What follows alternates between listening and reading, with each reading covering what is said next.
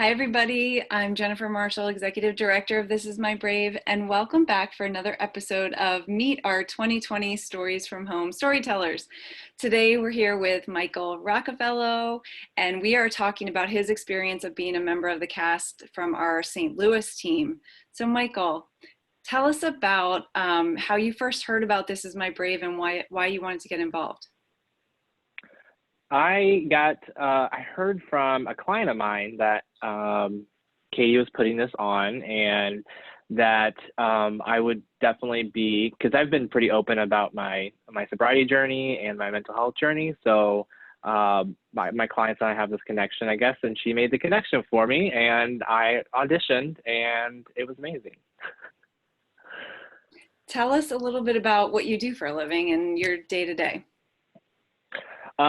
So I am a hairstylist here in St. Louis, and I'm sober, 2 years sober, and bike every day, walk every day. I'm now an educator at the salon, so I teach every Monday for the new associates coming in. So, and nobody knows this yet, but we're opening a new salon, and I'm going to be the salon manager. So we'll see what happens. So big things coming. Oh my gosh, that's so awesome. That's so awesome. I'm proud of you. Thanks. So what was it like when you were cast in the show? You know, I was really, really nervous about it because I'm going to be honest, mental health is something that I was like, oh, I don't really want to deal with that. I don't want to listen to anybody else's story. And then all of a sudden I sat in that room at our first rehearsal and I heard everyone's story, and I kind of just like, it opened my eyes to something that I never thought. It finally just kind of clicked and said, oh, okay, it's not this thing you thought it was when you were younger. It is something way more magical and way more powerful than you think. And This Is My Brave is the only reason why I even went to my psychiatrist appointment. So. Wow, Michael, so it sounds like you addressed your sobriety first and then started addressing your mental health. Yeah, I kind of just jumped into my sobriety. I had a mental something, I don't know what it's called, me and my psychiatrist are trying to work it out, but one day flipped the switch and said I need to be sober, and I just did it and never looked back. And but it wasn't until I had a clear mind that I was able to be like, yeah, there's other things that that's wrong, that you need to go get checked. And so, but again, This Is My Brave, kind of hearing other people's stories about different things they were going through kind of opened my eyes, like, okay, there's not just one type of mental health. There's just so many things that people go through that you're able to just open yourself up to. And I guess is it compassion? I have more like, I look at people and I hear people and I'm like, oh, wow. And then I just kind of like, it just blows me away. So. Well, we're so glad you're with us and part of this St. Louis group of storytellers, and so glad you took that leap of faith to say, when your client told you about it, that sounds like something I want to do. So for you had a unique experience through this whole like COVID pandemic, because you got to be a part of the welcome party and meet everybody in the first rehearsal, but then things kind of shifted a bit. Can you tell everybody why? Like a little bit so about. Yeah, go ahead. You know, so they did shift. We kind of quarantine forced us to do everything online, which is totally okay. There's so many platforms to use, but everyone was using one that I just couldn't really admit to why. And then finally, like, after everyone's like, well, why can't you be on Zoom? And there's a really deep and dark part of Zoom. And so when we switched to Zoom, I kind of like felt like stuck, because I didn't want to be triggered again to relapse, because when I was using, Zoom was a part of my using.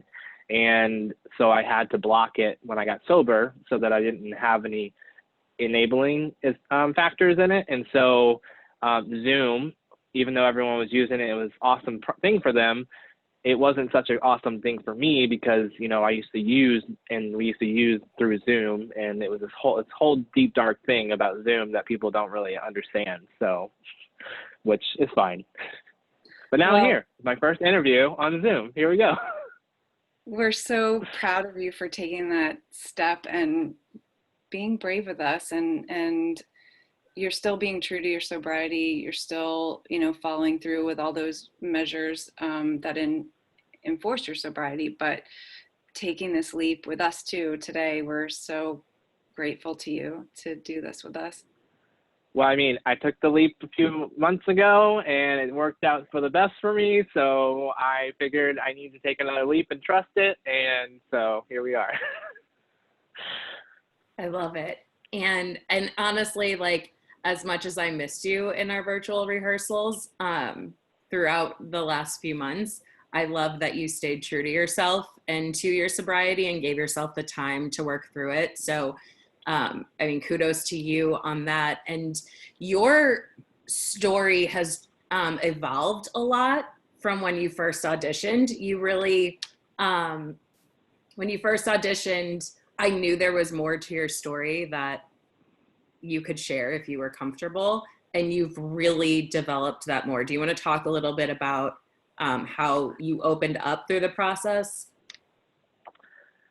Yeah, so when I was younger, we had a really bad situation with counselors and therapists with my family. I just had this bad taste in my mouth again from it. And so I wasn't ready to deal with any of the stuff I had to deal with from my sobriety, like things I was finally realizing.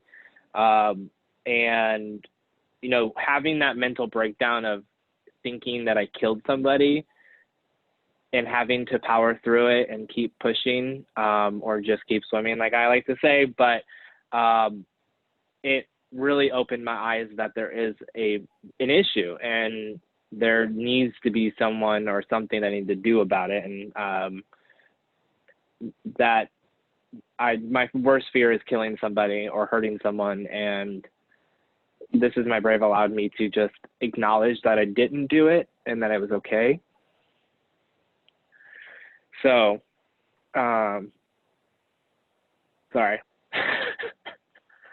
It's okay. It's a lot to work through. That's Yeah. a really traumatic thing you went through, and to bring it to our community and to be able to share so openly, we know is going to help so many people. And that's the beauty of This Is My Brave, is when we put our stories out into the world, we never know who's going to be on the other side of the screen, in this case this season, but or who will meet you in the lobby after you've been on stage to say, and now it's the same. It's just in a virtual environment, and we're adapting, believe us. It's been a struggle, but we're doing the best we can, and we're so grateful that we have the technology to still get your stories out, because there are people out there that need to hear how you've powered through and how you've found recovery, Michael. And just again, so grateful that you're a part of this cast and that you've come to be with us. So what are you hoping that the audience takes away from hearing your piece in the show when it comes out in October?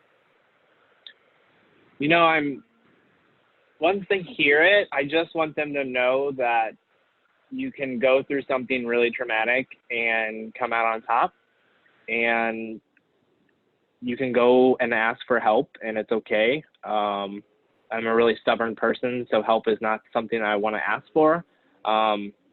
Especially since I have one arm, I have a lot of just things dealing with that. So, but I'm going to a psychiatrist now, and I have a better understanding of why I am the way I am. And this weight has been lifted off my shoulders, because not only can I seek the help that I need now, but I have a better understanding of myself, and I'm more, I've come full circle, and like, this is who I am. This is what I want to be, and basically this is my brave, and this is who I am as a person. And I have one more question for you, like, to top all of that off, because your journey is incredible, and your piece doesn't really talk about your journey. It talks about that night, which I love. But really quick, can you give us a quick overview of like where you were when you were using to where you are now? So I was using for a year. I was injecting meth into my system for about a year. I was about to be evicted from my apartment. I wasn't speaking to my mother, who is my best friend. I wasn't speaking to my boss, who is also my best friend, who I've known for 10 years. I wasn't speaking to any of my real friends. And that night, I had that, whatever someone wants to call it. And today, I am, promise I won't cry, but 2 years later, I'm about to become a salon manager of a salon that I've been working for 10 years, and I'm an educator at the salon I work for, and that wouldn't have been possible if I wasn't sober. So very thankful for that. Congratulations, Michael. What a journey. I mean, so inspiring to see how far you've come in just 2 years. So proud of you. And again, grateful for you for being with us and sharing so vulnerably, because we know how hard this was for you. So thank you so much for being with us today to give us a little bit of the preview of what's to come when you share your story in October. And thanks again. Anytime.